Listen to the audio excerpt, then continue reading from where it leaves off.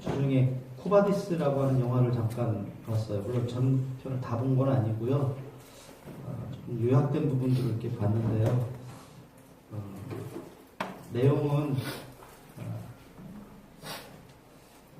로마 네로 황제 때 기독교인들이 박해받는 장면이었어요. 크게 세 가지 박해가 있었는데, 박해라기보다는 이제 기독교인들을 죽이는 장면이에요. 순교하는 그런 장면들인데, 원형 경기장에 기독교인들을 맨몸으로 내보내고 굶주린 맹수들을 그곳에 풀어놓는 거예요. 어린아이부터 할 것 없이 모두가 다 그곳에서 하나씩 처참하게 이제 짐승들의 밥이 되어 죽어가는 장면이 있었고요. 또 하나는 너희들의 괴수 예수가 십자가에 못 박혀 죽었다고 그러니까 너희들도 한번 그렇게 죽어봐라. 그래서 원형 경기장에다가 십자가를 세우고 많은 그리스도인들을 그곳에서 십자가에 못 박아 죽이는 장면이었어요. 또 하나는 기독교인들을 몸에 콜타르를 발라서 나무에 묶어가지고 불을 질러서 밤에 가로등으로 쓰는 거예요. 그 앞을 네로 황제가 앞에 춤추는 사람들, 무희들을 앞에 보내면서 그것을 지나가는 그런 장면들이죠.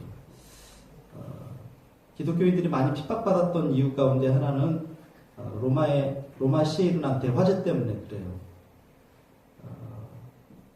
실제로 네로가 불을 질렀는지 아니면 그것이 실화인지 알 수는 없어요. 그런데 로마 시에 큰 불이 나서 로마 3분의 2가량이 다 타버렸어요.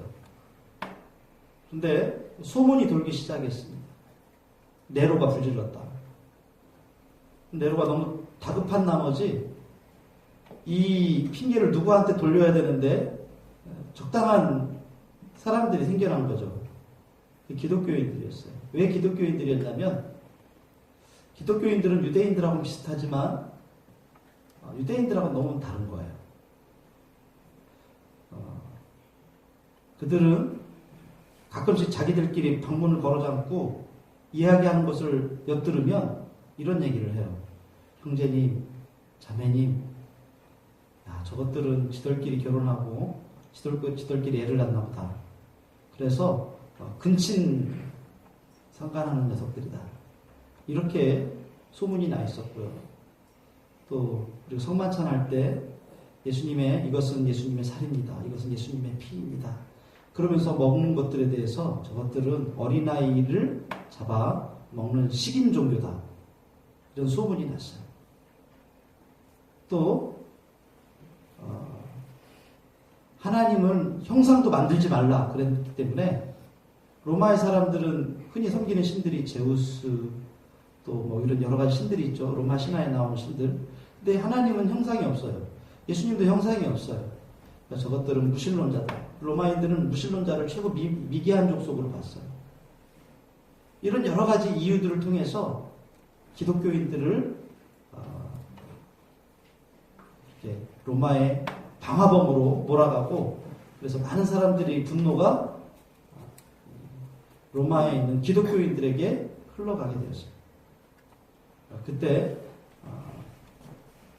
베드로가 죽고 그리고 바울 사도도 그때 같이 죽습니다. 많은 그리스도인들이 그곳에서 화형을 당하죠. 마가복음은 이 로마에 있는 그리스도인들을 향한 편지예요. 지금 로마에서 이런 네로의 박해를 받고 있고 그리고 사람들의 오해를 받고 있고 또 견디다 못해 나 기독교인지 못 믿겠어. 교회 안에는 이렇게 배교하는 사람들, 교회를 떠나는 사람들이 생겨나는 그런 상황 가운데에서 예수님이 과연 누구냐, 우리가 믿고 있는 예수님은 과연 어떤 분이냐 라고 하는 것들을 알려주는 말씀이 마가복음이에요.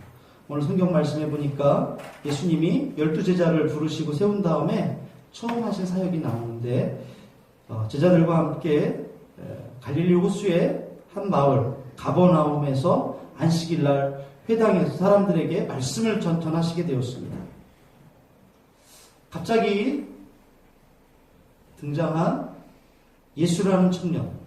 이 청년이 하나님의 말씀을 전하는데 모두 다 깜짝 놀랄 만한 일들은 지금까지 들었던 어떤 서기관들의 이야기보다, 어떤 서기관들의 말씀보다 더 권위가 있고 그들의 말씀보다 이 청년 예수의 말이 훨씬 더 하나님의 말씀처럼 들려지는 거예요. 우리도 그럴 때 있잖아요. 똑같은 이야기를 이야기할 때 누가 얘기하면 더 진짜 같고 더 그 말은 사실 같고 더 그 말은 내가 믿어야 될 것 같은 그런 마음을 움직이는 말씀이 있어요. 아마 예수님의 말씀이 그랬던 것 같아요.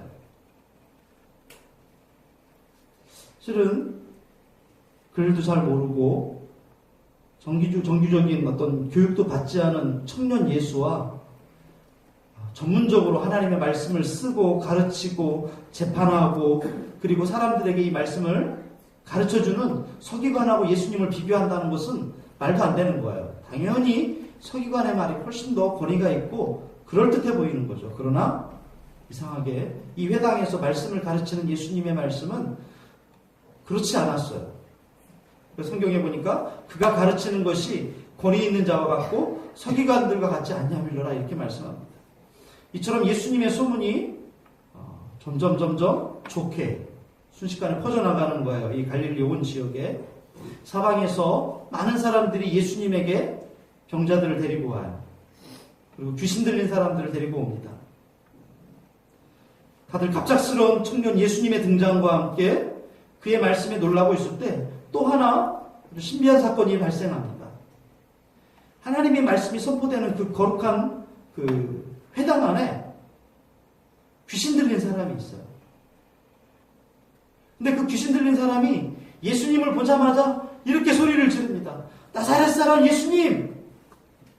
왜 편하게 살고 있는 우리를 간섭하려고 여기 오셨습니까? 우리를 없애려고 오셨습니까? 나는 당신이 누군지 압니다. 하나님이 보내신 거룩한 사람입니다. 누가 이렇게 얘기한다고요?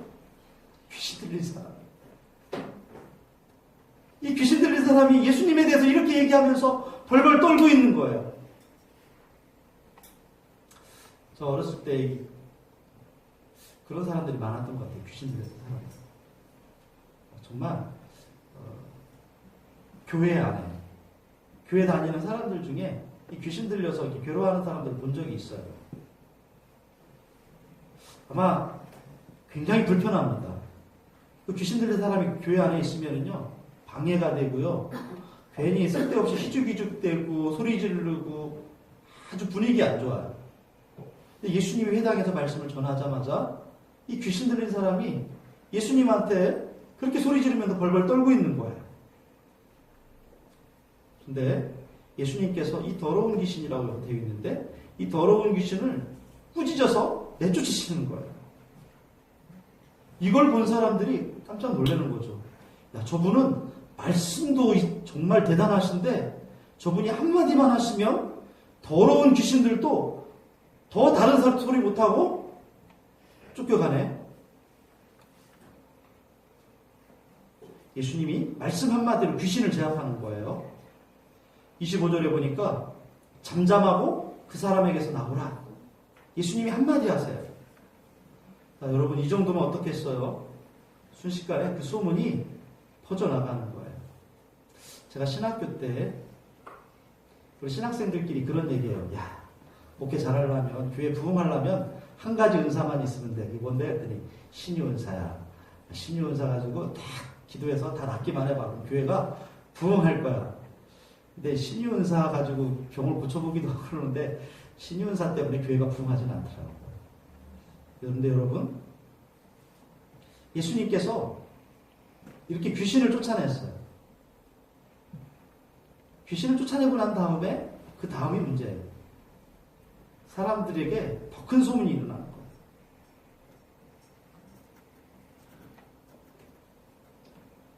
사람들이요, 이 예수님을 보기 위해서. 근데 왜 이렇게 이 동네에 귀신 들린 사람이 많은지 몰라요. 계속 나와요. 마가복음을 읽다가 깜짝 놀랐어요. 귀신 들린 사람이 왜 이렇게 많이 나와? 마태복음이나 누가복음이나 요한복음에는요 얼마 안 나와요. 근데 마가복음에는 유난히 귀신 들린 사람 얘기가 많이 나와요. 그들이 동일하게 한마디 똑같은 얘기가 있는데 당신이 누군 줄 안다. 당신이 하나님의 아들이라는 거예요.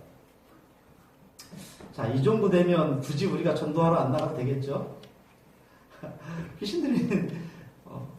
귀신들이 전도를 할 판인데, 자, 또 한 가지 사건이 있어요. 아마도 베드로의 고향이 여기 가버나움인 것 같아요. 이제 회당에서 나온 예수님 일행이 베드로와 안드레의 집에 들어가셨어요. 이 집에 누가 있냐면 베드로의 장모가 열병으로 누워 있어요. 천주교에서는 베드로가 결혼 안 했다, 총각이다 이렇게 얘기하는데 성경에 분명히 나와 있어요. 베드로에게 장모가 있었다. 이 베드로가 나중에 보면 또 자기 부인을 데리고 같이 전도하는데 다녀요. 그런 이야기가 나옵니다. 그게 중요한 게 아니고요. 베드로의 장모가 열병으로 누워 있어요. 예수님이 그 집에 들어가셔서 성경에 보니까 여자의 손을 잡고 일으키실 때 열병이 떠나가는 기적이 일어났어요. 이쯤 되면 자, 예수님 어떤 분일까요? 네, 귀신을 쫓아내시는 분. 또 어떤 병이든지 고치시는 분. 말씀에 탁월한 능력이 있으신 분이에요. 예수님께서 말씀을 전하면 누구든지 듣는 사람들마다 예수님의 권위 있는 가르침에 놀라게 되고 하나님 나라를 보게 돼요. 또 예수님은 자신을 찾아온 수많은 병든 사람들을 향하여서 그 사람들을 귀찮아하지 않으시고 고쳐주세요.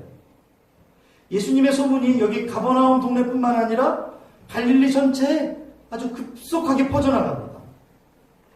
어떤 소문이에요? 우리가 기다리던 그분이 오셨다. 우리가 기다리던 그분이 맞다.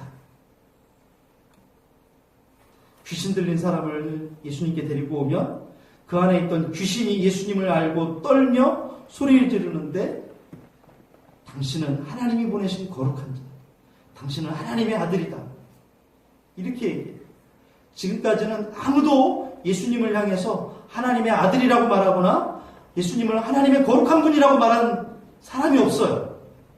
세례 요한도 아직은 예수님을 하나님의 아들이라고 말하지 않았어요. 그냥 이렇게만 표현합니다. 내 뒤에 오시는 이는 나보다 능력이 많으시고 나는 그분의 신발끈을 감히 맬 수도 없는 존재다. 세례 요한은 이렇게까지밖에 얘기를 못했는데 귀신들은 더 나가서 이렇게까지 얘기를 하는 거예요.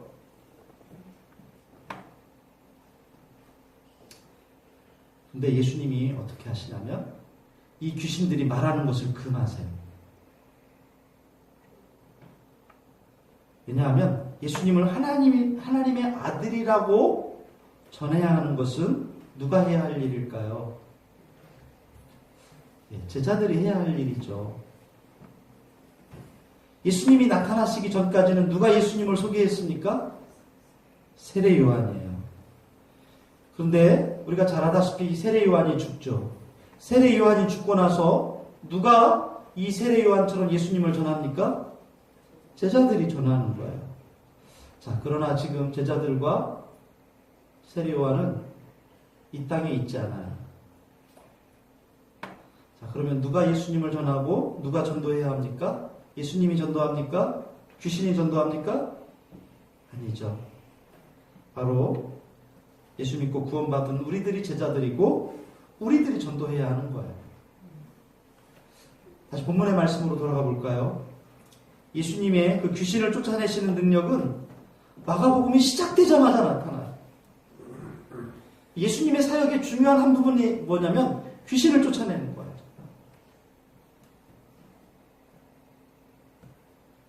세례 요한의 외침과 함께 등장하신 그 예수님의 모습은 정말 새로운 세상이 시작되었다는 그런 느낌을 받았어요. 그런데 이스라엘 민족을 포함한 그 어떤 사람들도 예수님의 실체에 대해서 전혀 생각하지 못하고 있을 때 이 귀신들만은 예수님이 누군지 너무나 잘 알고 있었다는 게 놀랍지 않습니까? 게다가 우리가 아까 읽었던 성경 말씀 바로 앞에 부분에 보면 예수님이 광야에서 사탄에게 시험받는 말씀이 나옵니다. 그런데 거기에 가만히 보면 이런 말씀이 있어요. 제가 한번 읽어볼게요.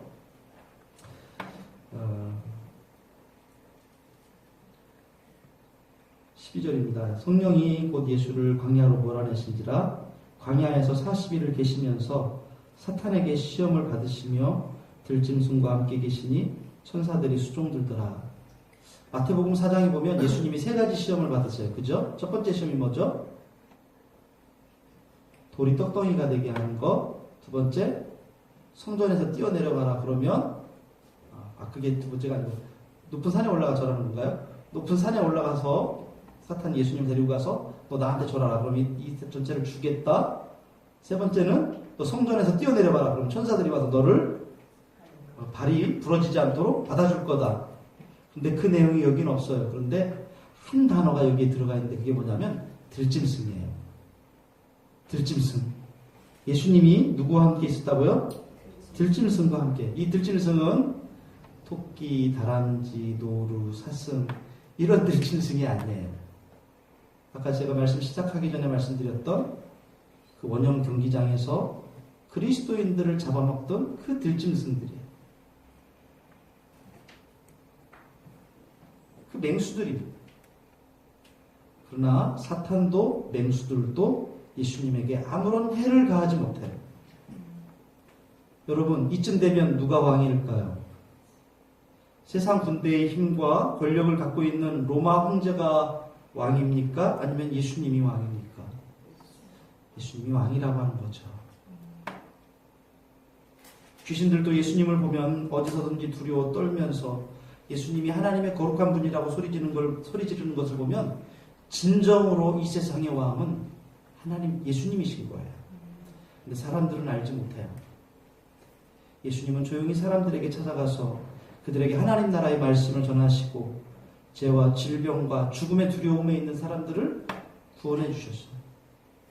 로마 황제의 핍박으로 인해서 환난 가운데 있는 성도들에게 더없이 기쁘고 위로가 되는 말씀이듯이 오늘 저와 여러분에게도 이 예수님이 우리에게 위로와 용기가 되기를 축원합니다.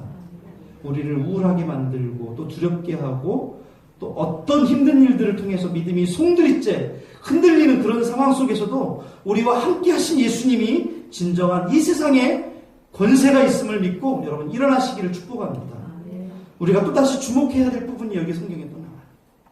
35절부터 예수님의 일상이 어떻게 시작되는지 말씀해주고 있어요.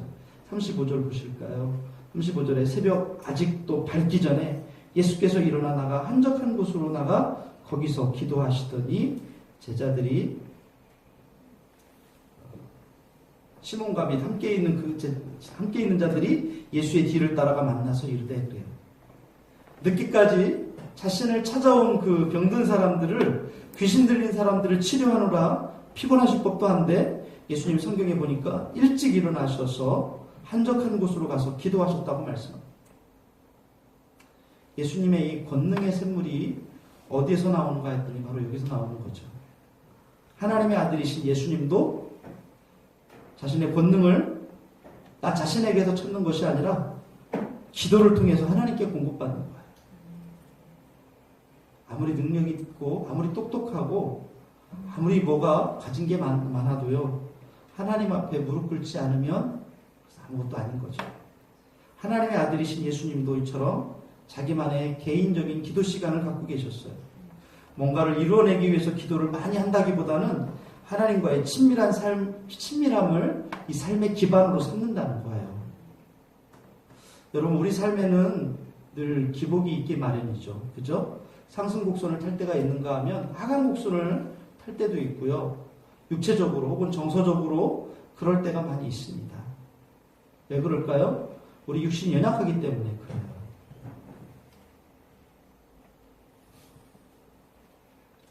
가끔 이제 수요일날 저녁에 예배드리면 아이들이 이렇게 같이 예배드리다가 얼마나 공부를 많이 하는지 막 피곤해가지고요, 뒤로 넘어갈 지경이에요.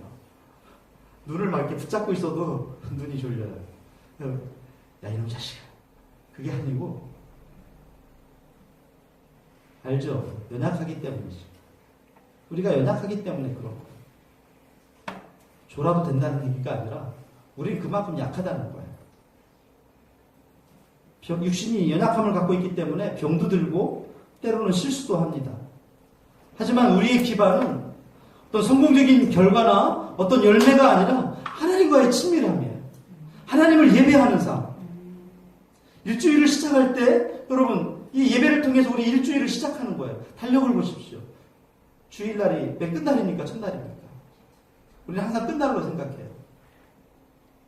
안식 후 첫날입니다. 시작하는 날이에요. 유대의 달력으로 봐도 토요일이 안식이래요. 안식 후 첫날 어떤 일이 일어나요? 네?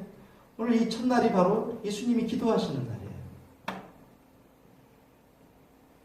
예수님이 부활하신 날이 안식 후 첫날 아닙니까? 그래서 우리가 주일을 지킵니다. 또 새벽도 마찬가지 아닙니까? 하루를 시작할 때. 하나님과의 친밀감을 기반으로 그분의 어떠함을 알아가는 것이 바로 하나님과 함께하는 시간인 거예요. 어떤 방식으로 여러분 기도하시든지 하나님과의 관계를 회복하는 것은 오늘을 살아가는 우리에게 너무나 중요한 삶의 모습인 거예요. 우리 교회는 어린 학생들이 어른들만큼 있어요.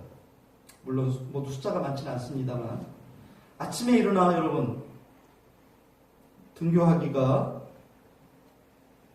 참 쉽지 않죠.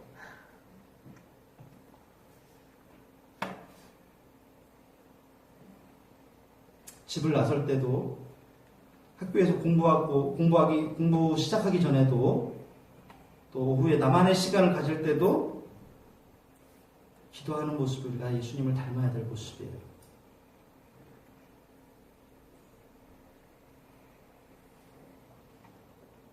그래야 예수님을 하나님을 고백할 수가 있어요. 아무리 찬양을 막 불러도요, 내 진심으로 예수님을 고백하기는 쉽지 않아요. 우리 학생들 보세요. 하루를 예수님이 기도로 시작해요. 여러분들에게 뭐 30분씩 기도하라는 얘기 아니에요.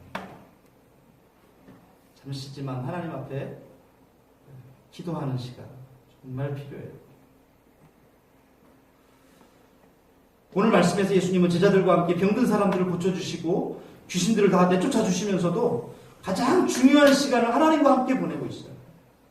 이 사실 앞에서 우리는 더욱더 하나님과 이 개인적인 이 기도 시간을 갖고 친밀함을 회복해야 된다는 것을 깨닫게 됩니다. 우리 모두에게 이 말씀이 울림이 되고 회복의 시작점이 되시길 축복합니다. 마지막으로 우리는 내가 믿는 예수님의 이런 기적을 행하시고 능력을 행하시는 이 모습이 내 삶에도 좀 나타나고 매번 좀 내가 확인할 수 있었으면 좋겠다, 그런 생각을 하게 돼요.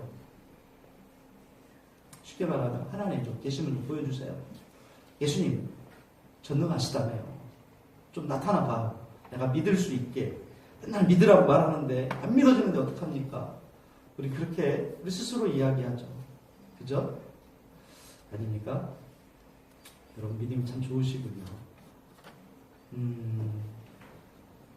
근데 예수님은 나의 이런 간절한 바람에도 불구하고 침묵하실 때가 더 많이 있는 것 같고 내 기도를 외면하실 때가 더 많은 것 같다는 느낌을 받아요.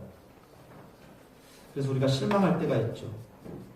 내가 너와 함께하리라, 내가 너를 붙들어 주리라, 이 말씀이 거짓말처럼 느껴질 때도 분명히 있어요. 우리가 오늘 39절까지 말씀 읽었는데 40절 이후에 보면 예수님께서 한 나병 환자를 깨끗하게 고쳐주시는 장면이 등장해요. 참 의아한 것이 있어요. 예수님께서 나병 환자를 치료하신 후에 보면 보내시면서 아주 엄하게 경고하세요. 얘야, 아무에게도 가서 아무 말도 하지 마. 내가 고쳐줬다는 말 한마디도 하지 마라. 여러분, 나병 환자, 여러분 오늘날 말하면 문둥병이에요. 한센병. 이거 치료해 주시면 이거 대박 아닙니까? 이걸 통해서 예수님이 한층 더 드러날 수 있지 않습니까? 예수님이 그리스도라는 것, 하나님의 아들이라는 걸 이걸 또 통해서 증거하면 되잖아요. 그런데 예수님이 말하지 말라는 거예요. 절대로 얘기하지 마라. 왜 말하지 말라고 하셨을까요? 근데 흥미로운 것은 45절 이후에 보면 이 나병 환자가 그 말을 들어요, 안 들어요? 안 들어요. 예수님이 절대 얘기하지 말라고 나가서 더 사람들에게 얘기하고 그 소문 때문에 많은 사람들이 오히려 예수님을 찾아오게 되고, 그래서 예수님은 그 사람들을 피해서 한적한 곳에 가 계시는 그런 일들이 일어납니다. 분명한 것은 예수님은요, 사람들의 박수갈채와 영광을 받기 위해서 오신 분이 아니라는 거예요. 예수님은 지금 잠잠히 죽음의 길을 가고 계세요. 십자가의 길을 가고 계십니다. 영광과 박수를 받으시기 위해서 오신 것이 아니라 십자가 지기 위해서. 그래서 마가복음 10장 45절에 보니까 인자가 온 것은 섬김을 받으려 함이 아니라 도리어 섬기려 하고 자기 목숨을 많은 사람의 대속물로 주려 함이라. 이렇게 말씀하세요. 마가복음에서만 그래요? 예수님의 마태복음에서도 똑같은 말씀을 하세요. 세상의 성공 논리에 찌들어버린 사람들은 아무리 이야기해도 이해하지 못합니다. 심지어 예수님이 제자들에게 뭐라고 얘기하냐면, 베드로가 이랬어요. 예수님이, 얘들아, 사람들이 나를 누구라고 하냐? 예, 엘리야, 세례요한, 선지자 중에 하나라고 합니다. 그럼 너희들은 나를 누구라고 하느냐? 베드로가 그래요. 주는 살아계신 하나님의 아들이십니다. 예수님이 베드로를 막 칭찬하세요. 그러고 나서 예수님이 뭐라고 하냐면, 나는 곧 십자가에서 죽을 것이다. 저 예루살렘에 있는 종교 지도자들이 나를 죽일 거야. 내가 이것 때문에 이 세상에 왔다. 그랬더니 베드로가 예수님을 가로막죠. 아마 실제적인 상황이면 아마 베드로가 예수님의 멱살을 잡으려고 했던 것 같아요. 안 돼요, 안 돼. 상황적으로 그래요.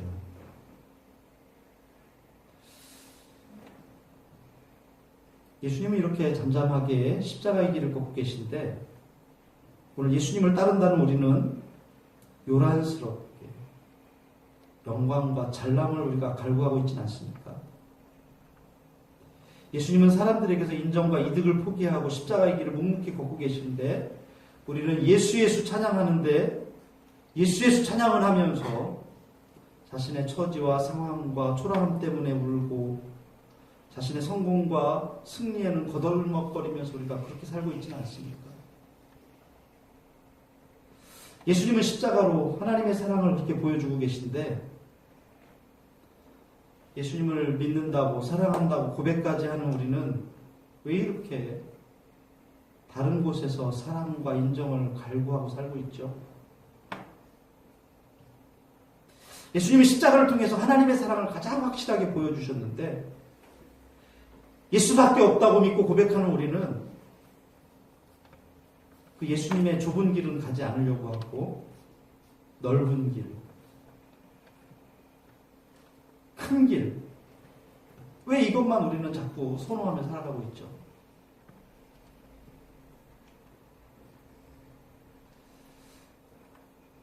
예수님이 거짓말 같고 함께 하신다는 말이 거짓말 같을 때, 예수님은 분명히 이 연약한 사람들을 찾아오셔서 함께 걸어주시는 분입니다. 그리스도이신 그 예수님이 오늘 우리와 함께 걸어주고 계세요. 포기하지 않으시고 지치지 않고 함께 걸어가십니다. 단 한 번도 우리에게 싫다, 귀찮다 말씀하시지 않으십니다. 은혜의 하나님이십니다. 저처럼 우리처럼 답이 없는 인생들에게 은혜를 베풀어 주시는, 여러분, 예수님 누구십니까? 놀라운 권위로 하나님 나라에 대해서 말씀하시고, 귀신들을 쫓아내시고, 질병으로 고생하는 사람들을 향하여서 생명을 주시는 진정한 우리의 왕이 예수님이십니다. 그분이 우리에게 인자는 섬기러 왔다, 목숨을 주러 왔다, 대속물이 되기 위해 왔다라고 말씀해 주십니다. 그래서 그분이 우리의 구원자이신 것입니다. 오늘 저와 여러분들이 이 예수님을 바라봤으면 좋겠습니다. 예수님을 보십시오. 예수님을 위해서 뭘 하라는 얘기가 아니에요. 예수님을 좀 한번 보십시오. 예수님만 보시면 됩니다. 기도하겠습니다. 하나님,